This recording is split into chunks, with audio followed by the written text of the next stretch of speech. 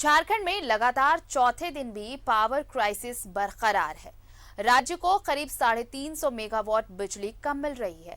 हालांकि डीवीसी के विद्युत उत्पादन में आंशिक सुधार हुआ है, लेकिन स्थिति को सामान्य होने में अभी 4 से 5 दिन लगेंगे। रिपोर्ट देखिए।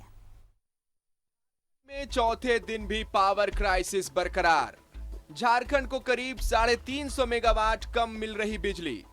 डीवीसी के विद्युत उत्पादन में हुआ आंशिक सुधार। स्थिति को सामान्य होने में लगेंगे 4 से 5 दिन।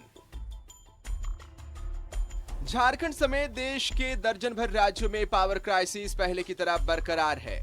11 अक्टूबर को आई स्टेट लोड डिस्पैच सेंटर की रिपोर्ट बताती है कि आज भी कुल मिलाकर केंद्रीय पुल से झारखंड को 950 के आसपास बिजली मिल रही है।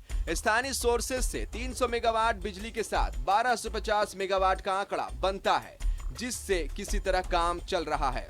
आज के दिन में हमारा डिमांड पीक आवर्स में अप्रॉक्सीमेटली 1600 मेगावाट है और सेंट्रल सेक्टर से जो हमें मिलना चाहिए 1200 मेगावाट, वो 900 मेगावाट मिल रहा है और जो अपना स्टेट जनरेशन है तेनुघाट, वहाँ से 150 मिल रहा है। तो अगर आप ओवरऑल देखें तो मेरे पास 1250 मेगावाट पावर अवेलेबल है पीक आवर्स में, शाम के समय में। और रेट्स जो है पावर हम कोशिश कर रहे हैं एक्सचेंज से लेने का, लेकिन एक्सचेंज में प्रॉब्लम क्या हो रहा है कि डिमांड ज़्यादा है पावर का और अवेलेबिलिटी कम हो गई है। केंद्रीय कोयला मंत्री कहते हैं कि कोयले की कोई कमी नहीं है। आइए हम आपको बताते हैं कि झारखंड के किस माइंस से कितनी आपूर्ति हो सकती थी और कितनी हो रही है। ललमटिया तालझरी, क्षमता रोजाना 14 रैक, मौजूदा सप्लाई 5 रैक, कमी 9 रैक कम। पकरी बरवाजी, क्षमता रोजाना 11 रैक, मौजूदा सप्लाई 0, वजह स्थानीय हड़ताल। रिचूरी कोल माइंस, क्षमता रोजाना 4 से 6 रैक, मौजूदा सप्लाई 0, वजह स्थानीय हड़ताल। आम्रपाली कोल माइंस, क्षमता रोजाना 12 रैक, मौजूदा सप्लाई 7 से 8 रैक, वजह खराब सड़क। हम लोगों को करीब 700 मेगावाट मिलना चाहिए, तो वो करीब 500 मेगावाट करीब में डिफरेंट प्लांट्स उनके हैं। फरक्का है, कलगांव है, तालचर है, दरलीपल्ली है, नवीनगर है, बाढ़ है। और अब पीटीसी जो हमको पावर सप्लाई करता है, हाइड्रो पावर भूटान से जो आता है ताला चुका से, उसमें करीब 50% का कर्टेलमेंट है। अब अगर झारखंड की 5 खदानों से सिर्फ 15% कोयले की आपूर्ति हो रही है, तो आप समझ ही सकते हैं कि पावर क्राइसिस की असल वजह क्या है। कोयले का भीग जाना तो एक छोटा और प्राकृतिक और तत्कालिक कारण है। न्यूज़ 11 भारत के लिए कैमरा पर्सन अरविंद के साथ शाहनवाज अख्तर की रिपोर्ट। और चलिए हमारे साथ सहयोगी अंजनी जुड़ रहे हैं, सीधे उनका रुख कर लेते हैं। अंजनी, ये रिपोर्ट हमने जो दिखाया, इस रिपोर्ट को दिखाने का मकसद ये था कि जिस कोयला क्राइसिस की बात कही जा रही है और उसके वजहों की बात कही जा रही है, उसमें कोयले का खदानों में पानी चला जाना और कोयले की आपूर्ति सही से नहीं हो पाना एक छोटी वजह है, लेकिन इसके पीछे बड़ी बड़ी वजहें भी हैं।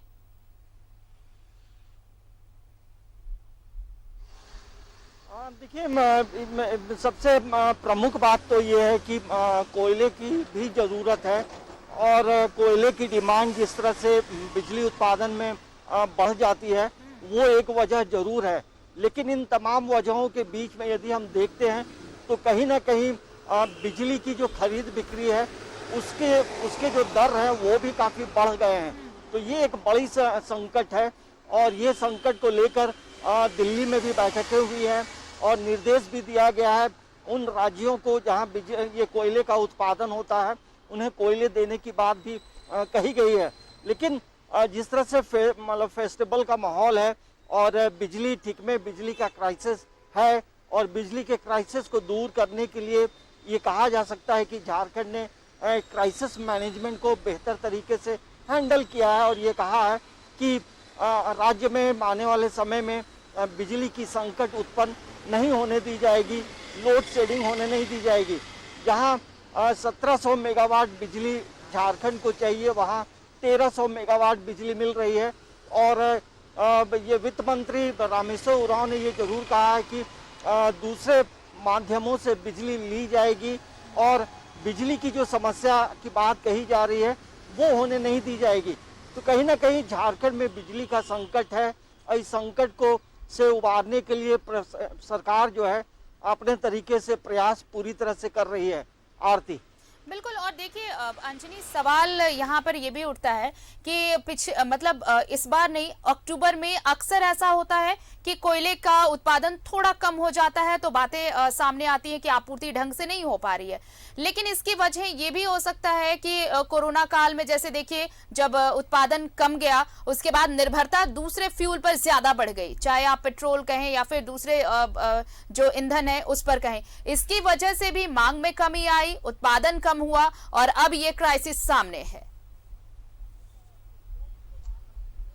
हाँ देखिए, पेट्रोल की जो बात आपने कही है, पेट्रोल और डीजल की जो कीमतें हैं वो लगातार बढ़ रही हैं। उसका जो बोझ है आम जनता उठा रही है।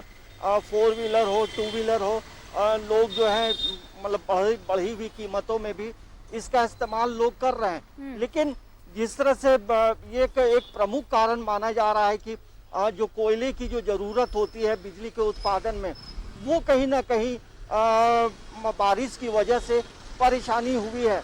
लेकिन दूसरी एक महत्वपूर्ण बात है कि जब बिजली का संकट होगा तो आप कहीं ना कहीं से बिजली आप लेंगे एक्सचेंज के माध्यम से, दूसरे ट्रांसमिशन के माध्यम से आप जब बिजली लेंगे तो उसकी कीमत जो है वो बढ़ जाती है। जी। और वो कीमत जो है राज्य सरकार को चुकानी होगी। और ये एक कारण माना जा सकता है कि कहीं ना कहीं जो देश की जो इकोनॉमी खराब हुई है, इन माध्यमों से भी इकोनॉमी को पूरा किया जाने का एक लक्ष्य लगता है, ऐसा हमें लगता है। लेकिन इन तमाम चीज के बीच में यदि हम देखते हैं तो कहीं ना कहीं जो बढ़ी हुई दर है वो केंद्र को मिलेगा, बिजली विभाग को मिलेगा, केंद्र जो सेंट्रल एजेंसियां हैं। और इसके माध्यम से जैसे भी हमने पहले भी कहा था कि 2-3 दिन पहले कोलकाता में एक बैठक हुई थी ईस्टर्न रीजनल पावर कमेटी की, जिसमें ये भी बात कही गई थी कि बिजली का जब संकट होगा तो उस संकट से उबरने के लिए क्या करना होगा।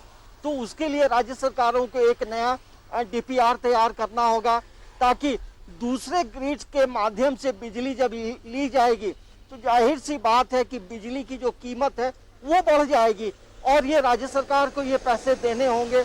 और आपको ये भी याद होगा आरती कि जिस तरह से बिजली के पेमेंट को लेकर केंद्र और राज्य सरकार के बीच में जो रिश्ते बने थे वो तमाम लोग जानते हैं।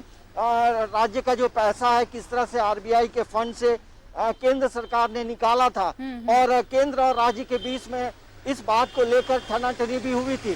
तो कहीं ना कहीं ये जरूर लगता है कि जिस तरह से पेट्रोल की कीमत बढ़ रही है, लोग इस्तेमाल कर रहे हैं और बिजली की जब जरूरत, आज के समय में बिजली की जरूरत है, बिजली प्राथमिकता हो गई है, हर घर की बात हो या उद्योगों की बात हो, तो हमें लगता है कहीं ना कहीं जो बढ़ी हुई कीमत है वो राज्य सरकार की परेशानी है। चलिए, तो ये उम्मीद की जानी चाहिए कि जो 3 से 4 दिन की बात कही जा रही है कि क्राइसिस अभी बरकरार रहेगा, तो अगले 3 से 4 दिनों में ये क्राइसिस खत्म हो और निर्बाध तरीके से इसकी आपूर्ति हो पाए। बहुत बहुत शुक्रिया हमारे साथ जुड़ने के लिए अंजनी आपका।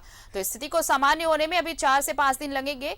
बताएं आपको कि झारखंड में चौथे दिन भी पावर क्राइसिस रहा। झारखंड को करीब 350 मेगावाट कम मिल रही है बिजली।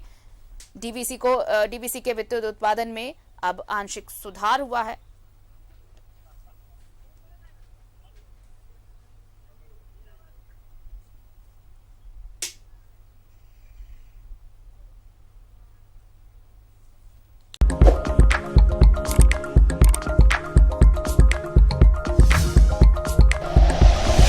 Like and share videos, subscribe करें हमारा चैनल और प्रेस करें बेल आइकॉन। न्यूज़ 11 भारत, सच है तो दिखेगा।